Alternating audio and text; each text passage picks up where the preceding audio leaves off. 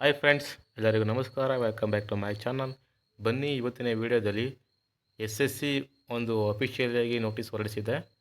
S S ಸಿಯಲ್ಲಿ MTS ಮತ್ತು ಹವಾಲ್ದಾರ್ ಹುದ್ದೆಗಳ ವೇಕೆನ್ಸಿ ಎಷ್ಟಿದೆ ಎಂಬುದರ ಬಗ್ಗೆ ಒಂದು ನೋಟಿಸನ್ನು ಹೊರಡಿಸಿದೆ.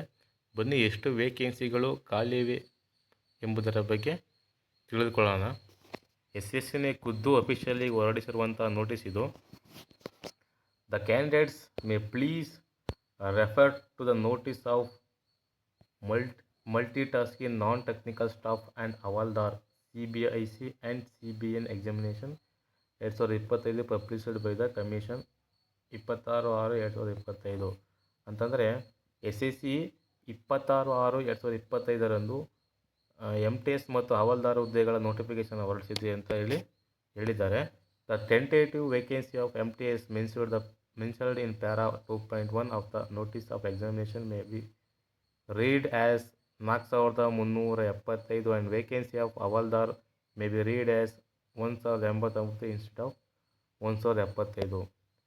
ಏನಪ್ಪ ಅಂತಂದರೆ ಪ್ಯಾರಾ 2.1 ಅಂತಾರೆ. ಇದರ ಪ್ರಕಾರ ಈ ಒಂದು ಮಾಹಿತಿಯ ಪ್ರಕಾರ ಈ ಒಂದು ನೋಟಿಸ್ ಜಾರಿ ಮಾಡಿದ್ದಾರೆ. ಅದರ ಪ್ರಕಾರ MTS ವೇಕೆನ್ಸಿ ಎಷ್ಟಿದೆ ಅಂತಂದರೆ 4375 ವೇಕೆನ್ಸಿಗಳು ಖಾಲಿವೆ ಅಂತ ಹೇಳಿದ್ದಾರೆ. ಅದೇ ರೀತಿ ಹವಾಲ್ದಾರ್ ಹುದ್ದೆಗಳು 1075 ಬದಲಾಗಿ 1085 ಹುದ್ದೆಗಳು ಖಾಲಿ ಇವೆ ಅಂತ ಹೇಳಿದ್ದಾರೆ. Next, the other terms and condition of the notice dated 26/6/2025 style remain unchanged ಅಂತಂದರೆ ಅದರ್ ನೋಟಿಸ್ ಹೊರಡಿಸಿದಾರಲ್ಲ, ಯಾವುದೇ ರೀತಿ